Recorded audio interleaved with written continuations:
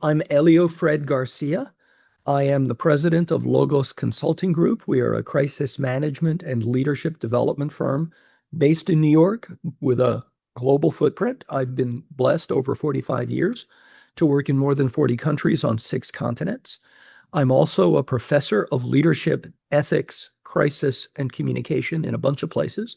I'm in my 39th year at New York University, where I teach in the executive MBA programs of the Stern School of Business, and also in the Masters in Public Relations program of the School of Professional Studies. I'm starting my 10th year as a professor of ethics, leadership, and communication in the Graduate School of Engineering at Columbia University, and I'm in my 27th year as a contract lecturer at the Wharton School at the University of Pennsylvania. I've just published my 7th book, with my mentor of 45 years, Jim Lukashevsky. It is called Influencing Leaders, the 7 Disciplines of the Trusted Strategic Advisor. It dropped on the day that we're recording this podcast, and it has already sold out on Barnes & Noble. And I got a note saying, hey, we're out of stock. We're trying to restock very quickly. So I take that as a very good omen. Diversified Game. Learn how to start, run, and sustain your business. Hey, it's Kellen, and yes, you heard it right, Professor Garcia. He has definitely earned that title with everything that you guys have heard. And what he didn't say in that brief intro was he can not just do this in English, he can do it in Greek, he can do it in Mandarin Chinese, he can do it in Portuguese and Espanol for those who practica todos los días. So welcome, Professor Garcia, to Diversified Game. How are you doing today? I'm doing great, and I can attest that I can speak very poorly in ancient Greek because it's been a very long time since I actually had to, but I'm passable in Mandarin, I'm passable in Spanish and French, fluent in Portuguese because that is my first language. I'm an immigrant from South America and got here not speaking a word of English. By the way, English is a really annoying language. Oh, well, somebody will hear that and say, wow, all those languages, is it because of the travels, or is it just that you were a polyglot where you wanted to learn all those things on your own, and if you could learn English and if you can learn Mandarin, you could learn it all? Like, what inspired that? I think I accidentally fell into a really bad life situation and turned it into lemonades. We believe in my crisis practice that every crisis has opportunity embedded in it. So I got here 6 years old, didn't speak a word of English. My mom didn't speak a word of English. My dad happened to be a linguist, a language professor, a literary critic who spoke 10 languages, including he was raised in a 3-language household. His father was German and Spanish. His mom was British. He was born and raised in Brazil. So he was a polyglot and multilingual person already by the time we moved here. So I grew up in a household where English wasn't spoken, Portuguese was spoken, didn't really understand English at all, but I was an altar boy when the Mass was in Latin, and Latin was closer to Portuguese, and I thrived in the Latin, ultimately memorized the entire Christian liturgy, which was hard, but I got it because I was in Mass every single day for 10 years. And so I recited the same Latin stuff for the first 8 of those years until they eliminated the Latin Mass. But memorizing what initially were meaningless strings of sounds later turned out to help me a lot when I was learning ancient Greek in graduate school. It was exactly like memorizing the Latin Mass. And then as I learned other languages, as my work required me to, as I had to do work in Europe, and I learned French and I learned Italian and then had to teach in China and learn Mandarin. By the way, learning Mandarin at 45 was much harder than learning ancient Greek at 22, just because the brain gets a little ossified as you go along. But I haven't been in China now for several years, and my Mandarin has deteriorated quite a bit. What I do is I go to Flushing, Queens to eat really good dumplings and practice my Mandarin. If I were to go to Chinatown, Manhattan, that's mostly Cantonese, and I don't know any way to speak Cantonese. Well, what an amazing life. So it makes sense. I say everyone has at least one book, and you have on your seventh, and I'm sure you have manuscripts that you could turn into other stories. I'm working Many on two people, right now. Yep. yes, and many people might say from the title, and we'll try to make it as viral as possible because we're really trying to give people information they can use, but people they want the clickbait. That's what they want, unfortunately. But what are some of the signs where somebody says, I don't know if I need an advisor? I have AI telling me things. I have maybe my wife telling me things or my brother. What are some of the signs that somebody who's, they're winning already in life and they need someone like you, and they definitely need to pick up the book so they can learn even more in more detail. But let's start giving them that. When do you know you need an advisor? I've known I needed an advisor from the very moment I was coherent on the planet. And that is, I was failed by my early teachers in elementary school, but I was turned around by a really good teacher when I was 11.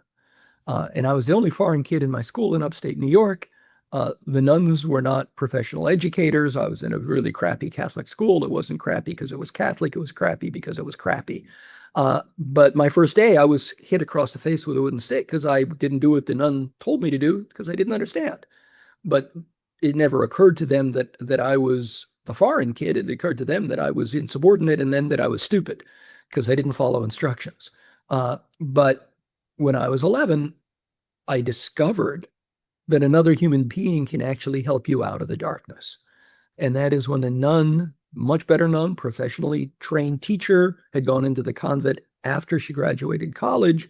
She kept me after school on the very first day, sat in the student chair, eyeball to eyeball, which no nun had ever done with me before. It was always towering from on high. She asked me a bunch of questions, and I've actually written a book I haven't published. I'm not ready to. I'm still in therapy about it. But she reached out, she held my hands, she smiled, and she said, "Oh, my son, you're not stupid. You don't speak English. Let me help you with that." And she kept me after school every single day for 90 minutes for a full year. She taught me English. She taught me all the stuff I'd missed in the first 5 years. She taught me how to learn. She taught me how to overcome my fear of speaking English in public. And she put me on a path to academic success, to career success. And today, I make a pretty good living, among other things, as a leadership communication coach and professor.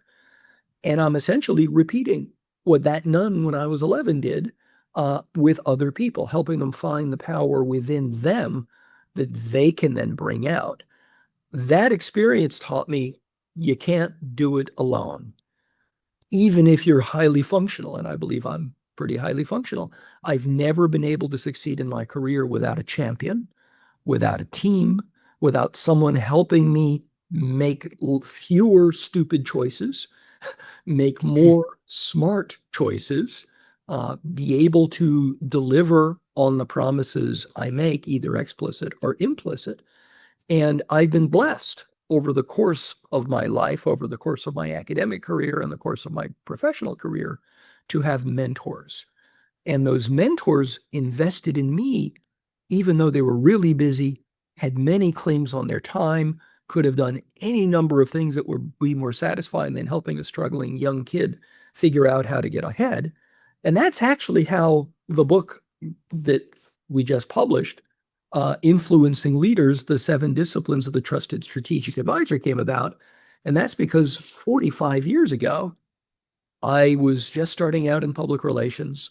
I was finding my way. I had been a graduate student just a few years earlier in ancient Greek philosophy and ran out of money, had a fight with my advisor, couldn't complete the PhD, needed to make a living. I found a job in PR. I didn't really like it. I was pretty good at it, but it wasn't satisfying. Then I saw a guy give a speech at a Public Relations Society of America conference. His name is Jim Lukashevsky. People in PR know him as America's crisis guru. He's a fellow of PRSA, he's a fellow of IBC, he's won just about every accolade you can find. I asked if I could buy him a cup of coffee. He said, sure. I told him, I want to do what you do. Could you help me do what you do? And he said, well, I'll keep an eye on you. And if I think there's merit, I will see what I can do. He then spent 2 hours unloading wisdom into me that I didn't fully appreciate at the time. I still use the stuff he told me over that coffee in my teaching, in my client counseling, etc. About 2 weeks later, he called me up and he said, hey, I'm doing an article for the Public Relations Strategist magazine. I need a sidebar of about 150 words on this topic. Could you have it to me by Friday? He was testing me, which a good mentor does. And I said, sure, sent it to him. A month later, it was published, my first professional publication. A few weeks later, he calls me up and said, hey, I'm speaking on a panel on this topic at a PRSA meeting. Would you like to be on the panel? Again, he's testing me. Next thing you know, we're working together, we're teaching together, we're writing together. He became my mentor, has been my mentor for 45 years. He's 15 years older than I, and I'm about to turn 70 in a year. So he's been at it for a long time. I've now been at it for 45 years.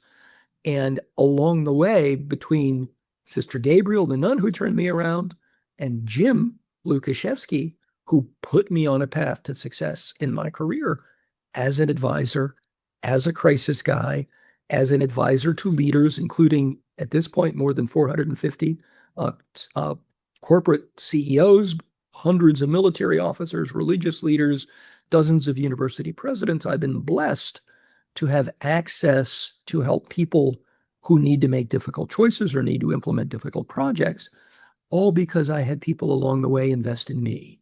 So all of us benefit from a helper, from a champion. And what I ask all of my students and all of my clients is, if you derive value from me, don't thank me. Pay it forward, pass it along, be the mentor to the next generation. And you were in PR, so you'd appreciate this. The first ever professor of public relations at any university anywhere was a guy named Edward L. Bernays. Bernays happened to be a professor of public relations at New York University, where I have been a professor of public relations for 39 years. Bernays mentored and coached a guy named Chet Berger. Chet Berger mentored and coached Jim Lukashevsky. Jim Lukashevsky mentored and coached me. I mentor and coach many, many young professionals. And I tell each of them there's now an unbroken chain from Bernays to Berger to Lukashevsky to Garcia and now to you. And I tell them the solemn burden now falls on you. Do not break the chain. Pass it.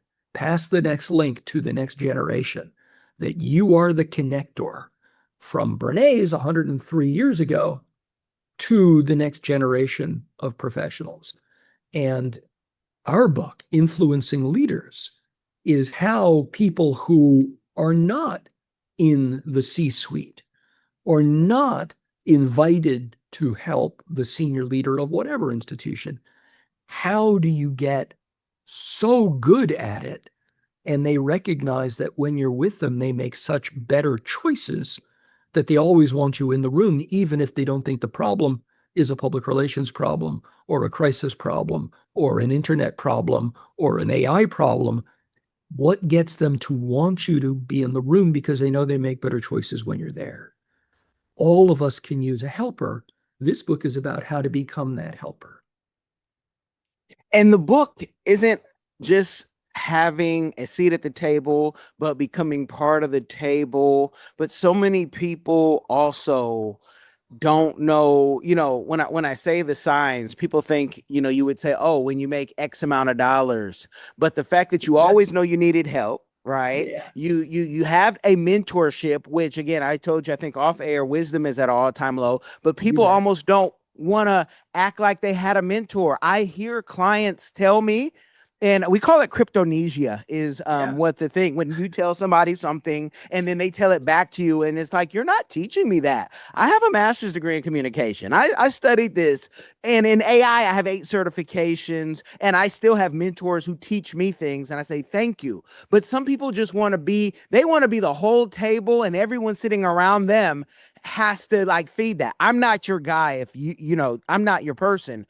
if that's true. But what do you say to the people that they're holding on and they don't want to have you have a seat at the table? They want to tell you with all your wisdom, right? And we thought you were going to mention Olson Wells when you said that. I'm so glad you mentioned others who have given. But what do you say to that person who says, how do I even pick a trusted advisor?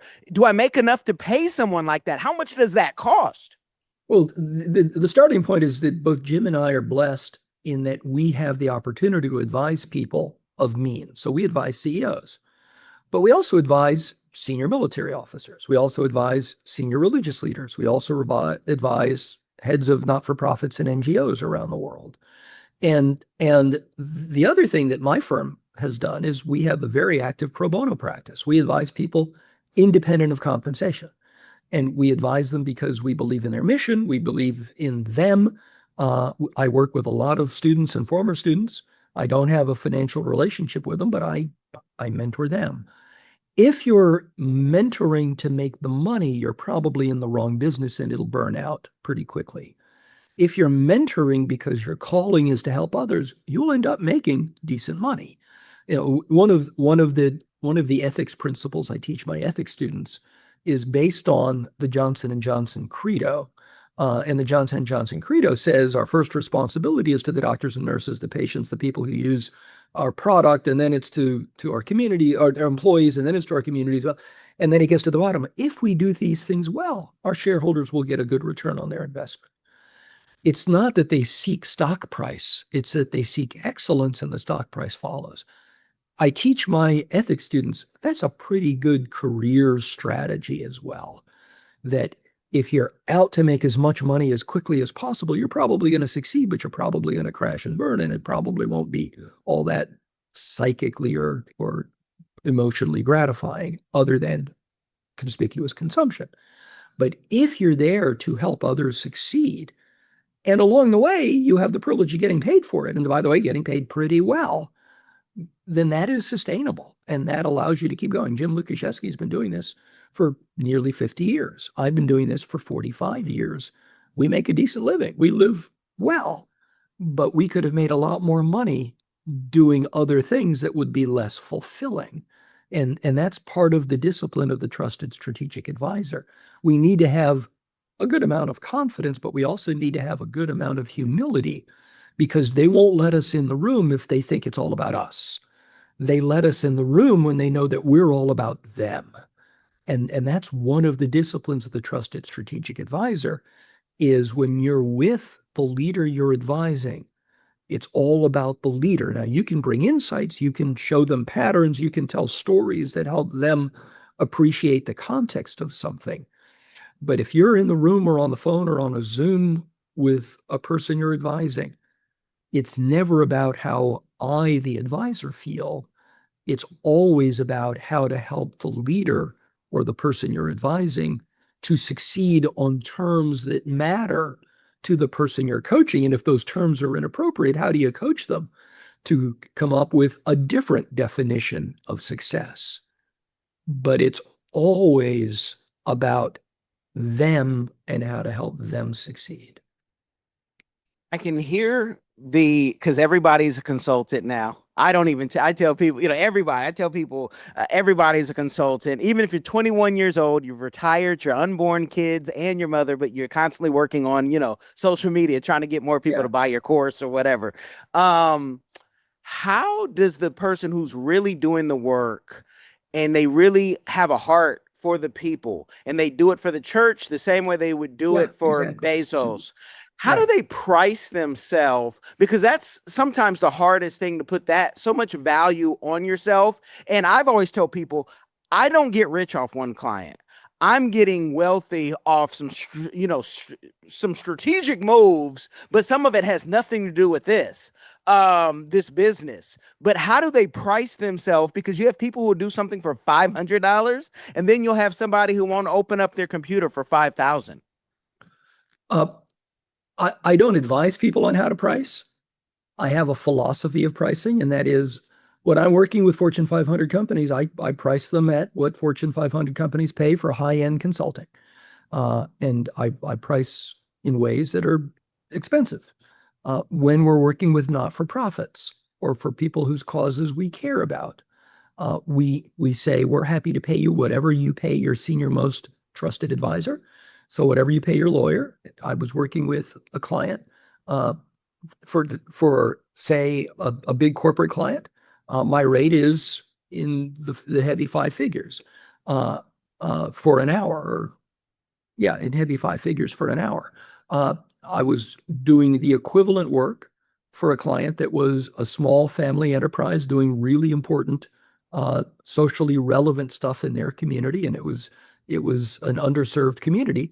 And we said, we'll do it for whatever you pay your senior most advisor, your lawyer. Said, well, we pay our lawyer $130 an hour. And said, great, pay us that. And they did. And it was perfectly rewarding. We didn't make a lot of money on it, but it was part of our mission. Our mission is in my firm is to equip people to be leaders who can inspire others in ways that change the world for the good.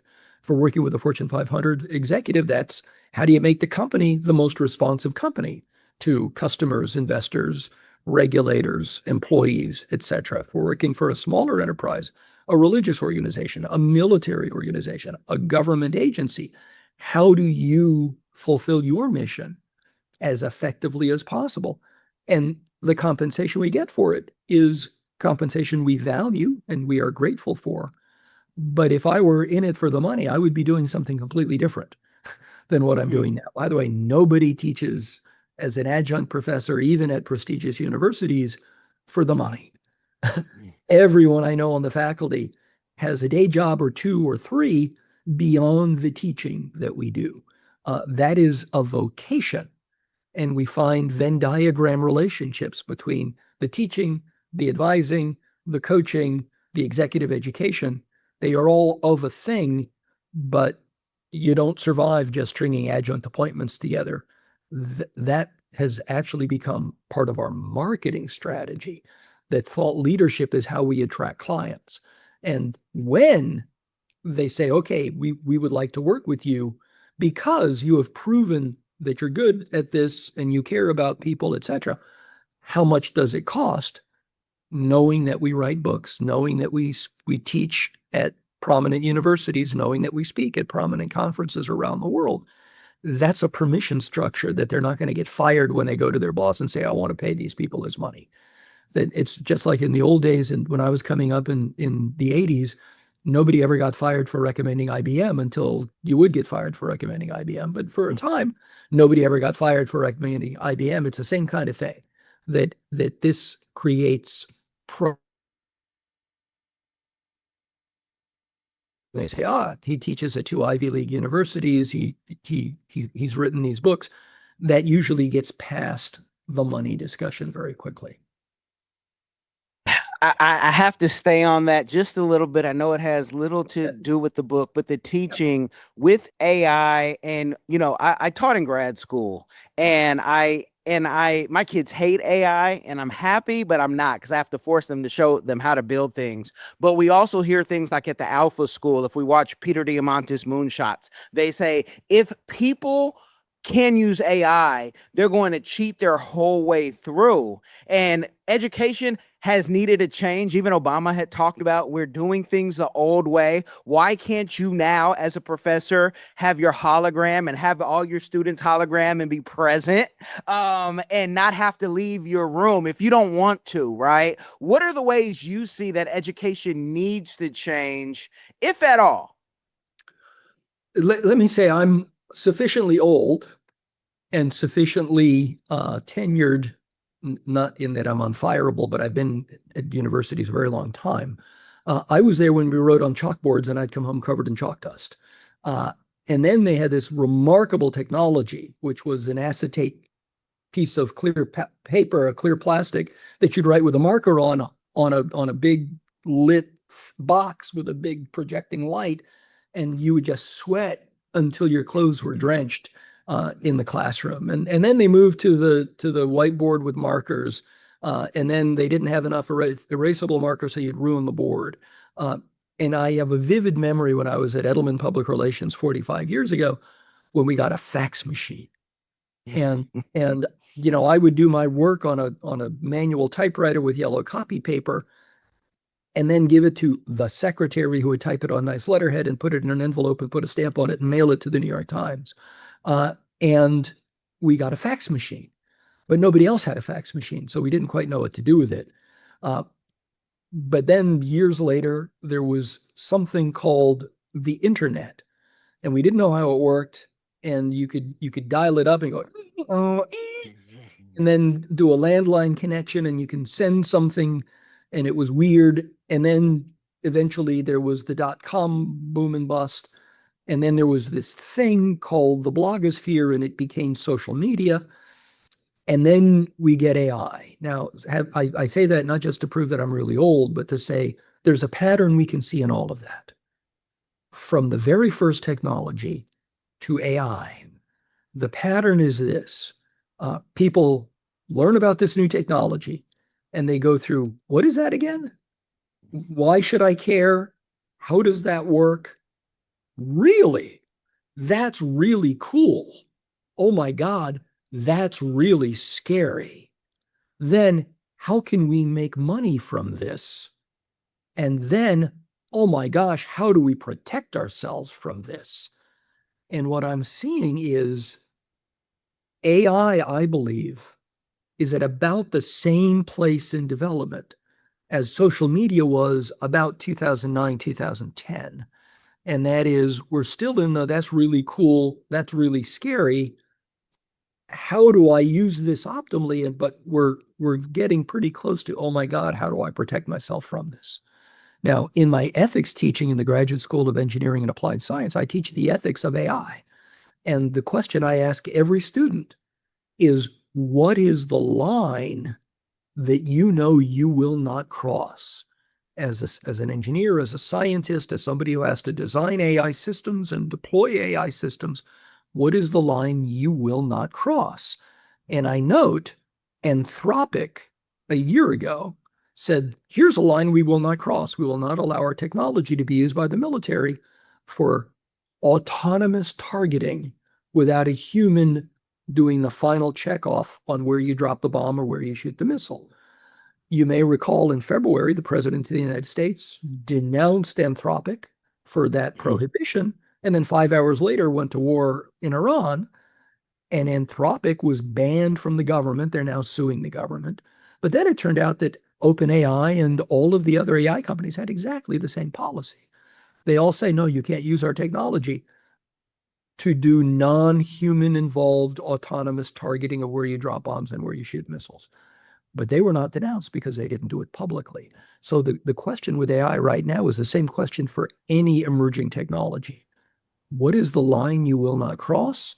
How do you deploy it safely? How do you protect yourself from it? And one of the things that I note is both of the universities in which I'm privileged to be on the faculty, both of them began to struggle with AI early. Both of them began to teach administrators and faculty how to use AI, how to detect AI. They have policies on where you can and can't use AI. They are still trying to master anti-AI detection systems, just as there used to be, and you may recall from your days teaching, something called Turnitin, which would scan the internet to see if you were using somebody else's work.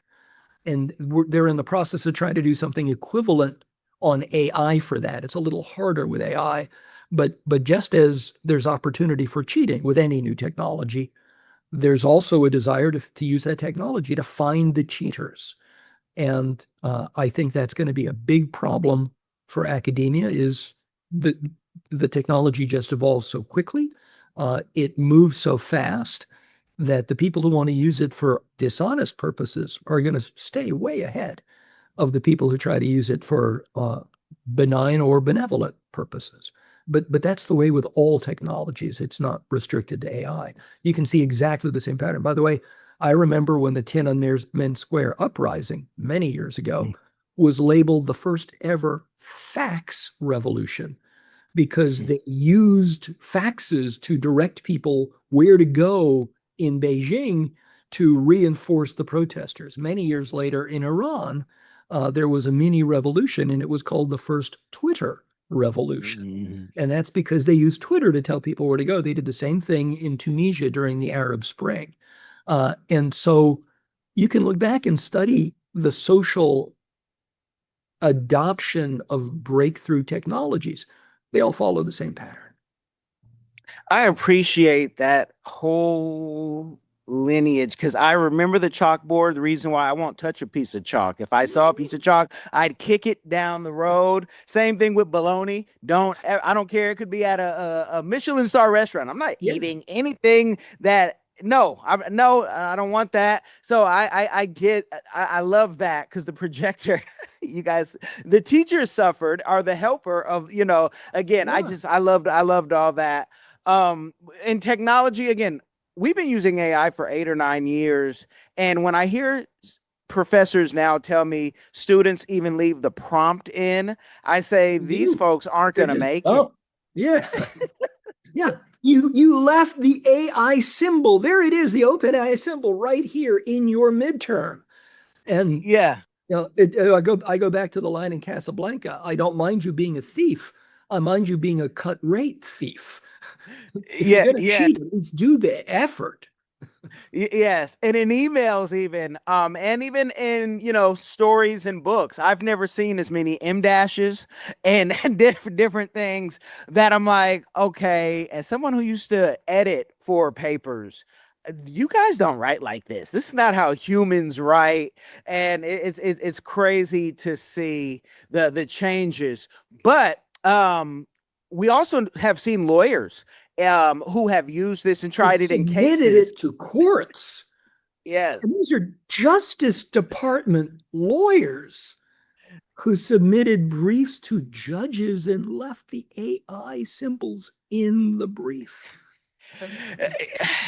Yeah. And so it's not just the students. It's not just the students. I don't want to just blame the students, but I also think what happens then when Elon gets his way and we can't attach the Neuralink to ourselves and it's just around the corner, then what happens to, mankind? And I don't know. I have, y'all no say. I really don't. But, with that, we have to be prepared for anything. Reason why I collect professor citizenships and residencies, because if it gets too weird here, Kellen and his family, tira la puerta. We are off to Mexico. We're off to Sierra Leone, Cameroon, Kenya, wherever. And it's okay. But with that, what would your warning be to people? And again, I want to bring it back to the book because there's so many things that I've been able to skim and see the book and say, you're letting people know these are like signs that you need to be prepared to do the work for the day like there's a blackout and AI is not available. So what's your warning to? Ready to dominate your industry with strategy that actually scales? At Coleman Public Relations and Consulting Firm, we're not just PR experts, we're licensed sports agents certified in AI and elite business consultants with over 2 decades of experience leading global projects across multiple countries. Visit cprfirm.com, that's colemanprfirm.com, and millionairex.ai, then download the Millionaire X app, your AI-powered guide to getting out of debt, investing smarter, and building generational wealth. Coleman Public Relations and Consulting Firm. It's a family business. It's different. What's a warning that you would give to people, so they can be AI proof? I would say this, and I would have said this before AI. I would have said this in an era of social media, in an era of the internet.com. Becoming a trusted advisor requires deep commitment, empathy, and verbal skill. One of the 7 disciplines is to become a verbal visionary, that you need to be able to convey through spoken word a way of getting those whom you advise first to understand the problem or challenge or opportunity in very clear terms, to understand how to determine their desired outcome, which is not often immediately apparent, especially in the world of crisis. What does success look like? It may still be a bad outcome, but how do we get to the less bad of the possible outcomes?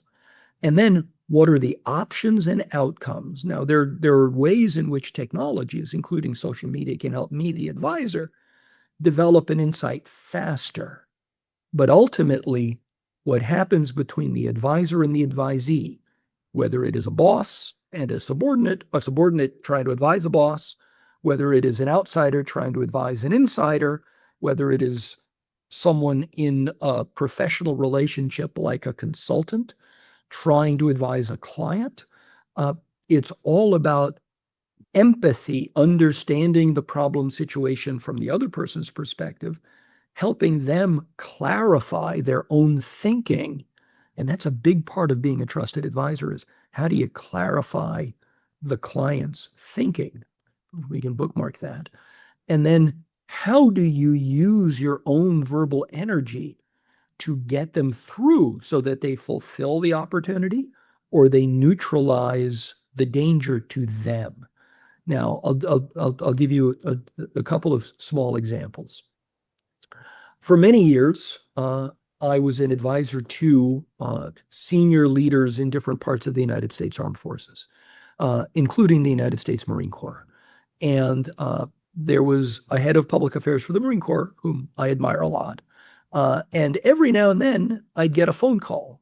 This is in the days before Zoom. I'd get a phone call from the head of public affairs of the Marine Corps. And he'd say, hey, you got a couple of minutes? I've got to make a really difficult decision. I wonder if we can rub our brains together for a few minutes. Now, rub our brains together is a very indelicate metaphor, very, very appropriate, I guess, for a Marine. But what he knew is that he thinks better when I'm with him. And so I went through a process that we document in the book, and that is a way of giving advice by asking certain kinds of questions in a certain order. By the way, that's a human phenomenon. AI can replicate the questions, but it can't replicate the nuance in tone of voice, in where the eyes go when they're talking to us, that we assess the leader as they're playing back to us as we ask them really difficult questions in a certain order. And then what typically happens, whether it was with this Marine head of public affairs or with the CEO of a giant biotech company, by the time I'm done, they say, thank you, I know what I'm supposed to do. And they don't necessarily tell me what it is, because I'm not there to know what their solution is. I'm there to help them think more clearly. And that's part of the role of the trusted advisor. How do you help the person who is struggling with a decision or struggling with a challenge or struggling to figure out how to realize an opportunity? How do you get them to strip away all the non-essential stuff? And that requires some human judgment and some empathy and the ability to read a face, the ability to read a body language, to notice when the tone of voice shifts just a little bit. And I'm not convinced AI is yet there. I'm sure they can fake it, but I'm not sure that they can detect just that little nuance, unless it's, used by the CIA or somebody like that to figure out whether somebody's telling the truth. I'd leave that to the interrogators. But for those who have a legitimate advisory relationship hoping to help somebody succeed, it really is about us understanding them and then them using us to better understand themselves. Well, yeah, and I know my conspiracy theorists are like, yes, go deeper on that MK Ultra talk, but that's what people want to hear and go viral. Like that's, wasn't the purpose of the podcast, y'all. Who want to go deeper, go read the book and then go get some personal consulting. And maybe, while the NSA is listening to Professor Garcia tell you everything that he knows. Yeah. With that, you really helped me just now, because a lot of times, even in counseling and social work, it's not about having the person do what you want, but it's helping them with their options. I can't tell you what you should be doing, but I can show you what you could be doing if you go that route. And even myself, I know I get caught up in, you can make an extra X amount of dollars if you did it this way. But guess what? The client might not want to do it that way. And that has to be okay with moi. And that's sometimes a struggle when you see greatness in them, but sometimes people plateau.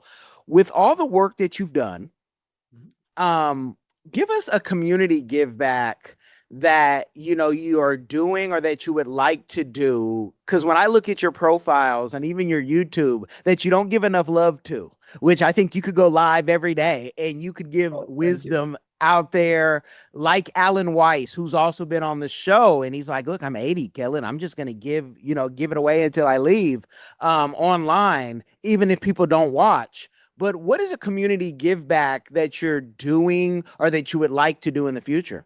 And how can we help you if possible? Well, thank you. That's very kind. Much of the give back that I give is just working with younger people. And but by the way, younger people, when you think about my age, is just about everybody else.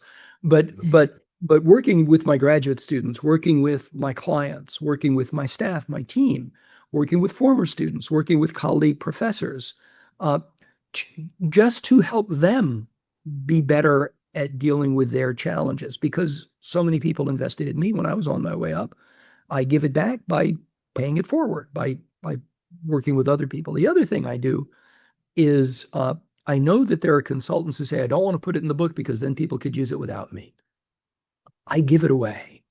Read the book. All my wisdom is in there. If you come to me, I'm not going to tell you anything different from that. What I can do is help you apply it better.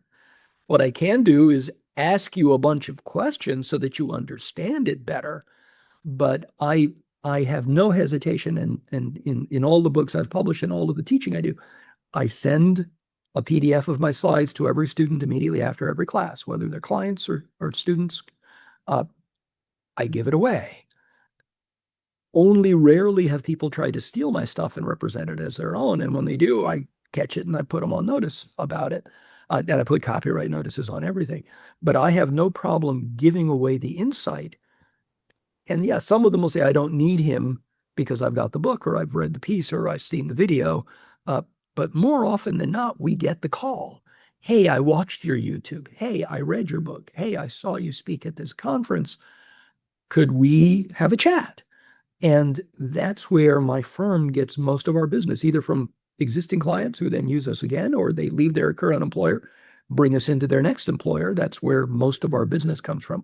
Or people who've experienced some of our thought leadership, seen us on a podcast, read a book, seen us on LinkedIn or on Facebook, or in my case, my political rants on Blue Sky. And they say, yeah, we'd like a little more of that. Can we chat? And that's actually been a pretty potent marketing strategy, because again, we sell a very esoteric, bespoke consulting service. And that is, how do you navigate before, during, and after a crisis? And how do you establish, maintain, or restore trust using verbal energy to get that trust back? We're not a public relations firm. I come out of PR, but I stopped doing PR 25 years ago. I still teach it. But we're offering something that requires them to trust us. And we are dealing with some people on the very worst day of their professional life, and some people the very worst day of their life. They've just been fired. Their life work has just been obliterated. The company they built is at risk. They've just been caught engaging in serious misconduct. We work with people under extreme stress, and they need to trust us before they're under extreme stress, or have some permission structure to dispense with testing us whether we're trustworthy. And that thought leadership piece is part of that permission structure. And is there a pill or any solution that you have seen where we see, and I'm picking on athletes and entertainers, but content creators can be everything from medical doctors, pharmacy, plumbers. Yeah, but the fact when someone makes, a certain amount of money, and then they think, I'm actually brilliant because you ran fast. They think they can handle money. And we see the same thing with athletes. I think they say over 70%, and within 5 years end up broke in various sports.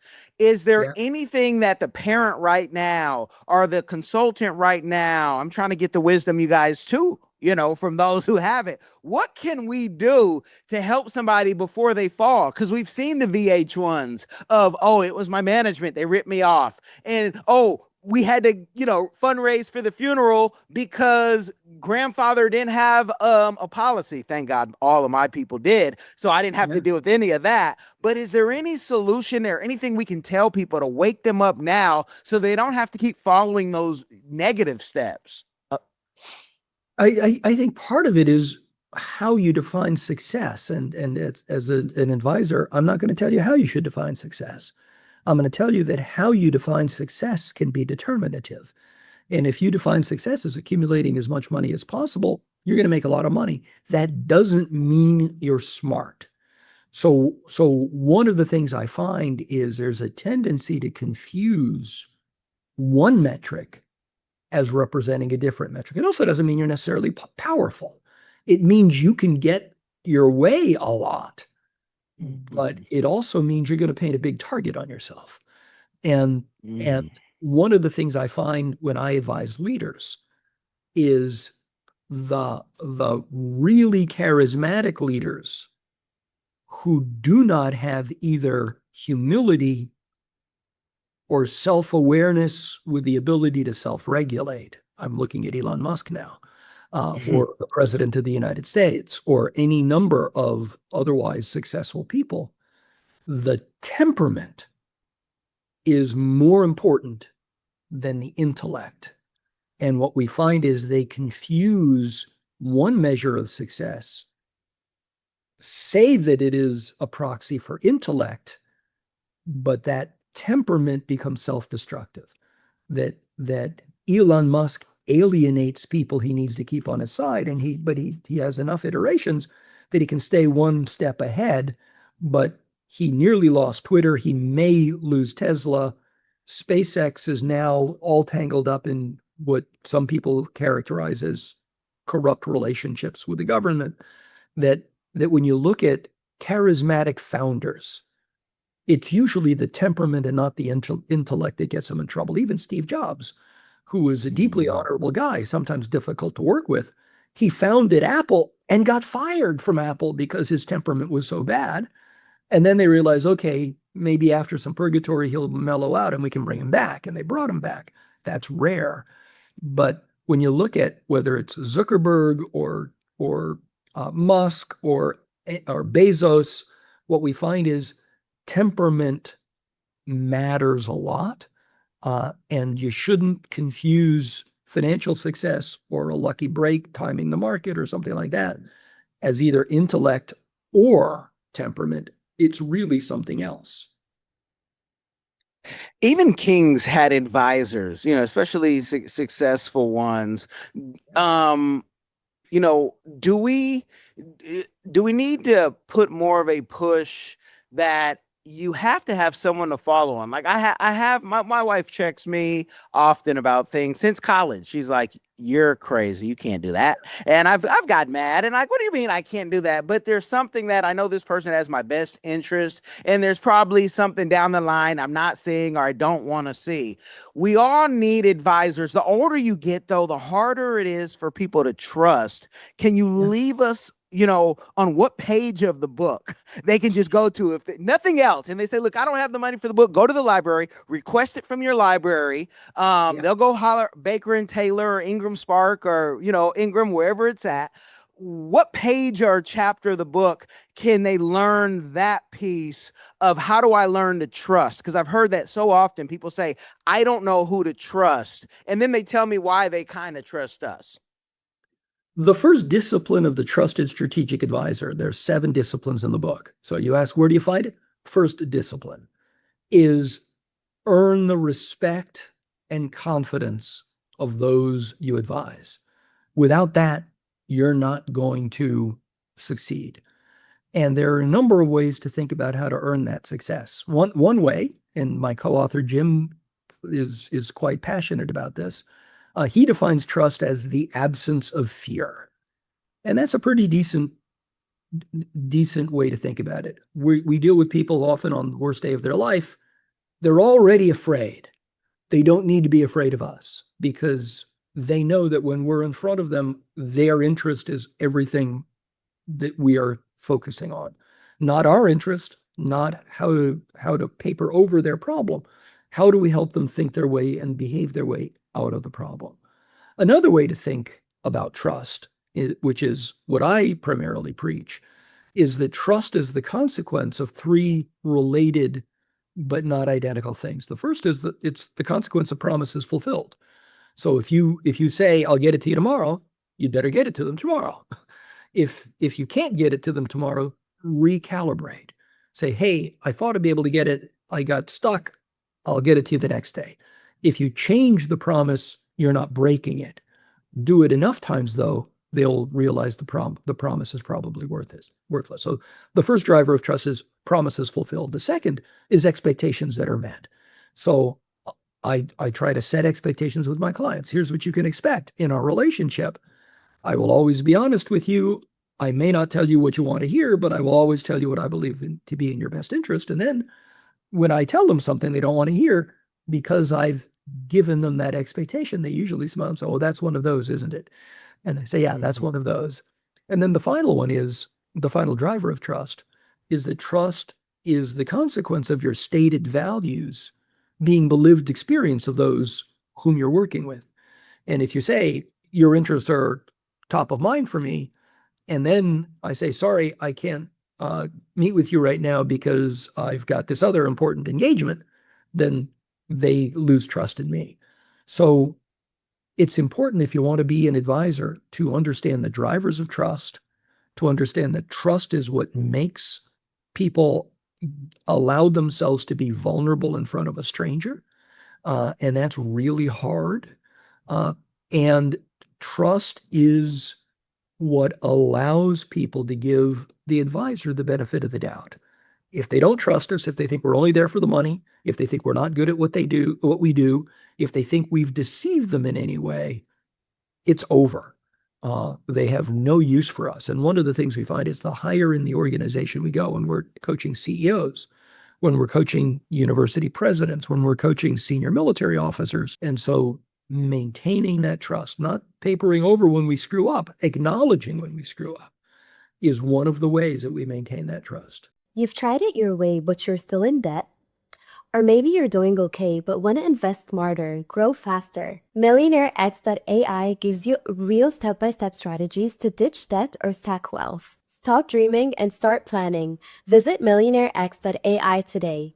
I want you to be the next millionaire next door. Well, you guys have got, and you have to trust it, you've got the game. And the links will be in the description for the book and everything else. If you guys go over like I did and subscribe to the YouTube, and maybe even in the comments say, we want more, we want more. It's not easy to come on camera often, especially when people, you don't see the fans and you don't see the big audience. But I appreciate those of you on Apple who keep me going, and Podbean. And we want you to go over to YouTube too, so folks can see it. But Professor Garcia, please leave the people with any last words, where to find you, if you're doing any in stores with your in New York, especially where you will sign the book. Please let us know before we go. Thank you. The book is Influencing Leaders, the 7 Disciplines of the Trusted Strategic Advisor, co-written by my mentor of 40 plus years, Jim Lukaszewski. That's Lukaszewski. The book is available everywhere. It's at Barnes & Noble. It's at Amazon. It's at community bookstores. It was launched on August 11th. It is out there. I am not currently doing any store signings, but we are launching an aggressive visibility campaign. We will be doing video posting, including on YouTube and on other social media. We will be publishing through compro.biz, through the Strategic Global Communication newsletter, and in a bunch of other places. Follow me on LinkedIn, Helio Fred Garcia. You can also, if you want to follow my political rantings, I'm at HF Garcia at Blue Sky. And don't follow me on Facebook unless you want to see pictures of my dog. But I don't do professional stuff there. But Kellen, thank you for the opportunity to talk with you and to talk with your audience. I deeply appreciate it. Thank you. And I thank you guys for listening and make it to the end. I know maybe on the thumbnail or the name, you thought there was going to be another Helio Garcia and you're going to hear all about, BJJ, but that will be for another episode. Just so I know that any relation, just so we make sure, no relation. Yeah. Okay. Yeah. So you guys have got the game. Make sure you comment, make sure you like, but most importantly, I need you guys to share this game with somebody. It will change their life. Y'all be blessed. Hello, everyone. Come along with London and Sydney as they show you around the vibrant country of Cameroon. Explore the heart of Africa through the eyes of London and Sydney. Two explorers who journey across the great city of Yaoundé, exploring its rich culture, vibrant market squares, cultural heritage, and wildlife. With giggles and excitement, London and Sydney Explore Cameroon takes you on a fun-filled adventure, providing insight into the country's culture and traditions through the pages of this book. It's packed with exciting stories and super cool facts about Cameroon that will make you go, wow. Get your copy now, available on Amazon and in libraries near you. There's only one easy way to experience the exploration of Cameroon, and it's through London and Sydney.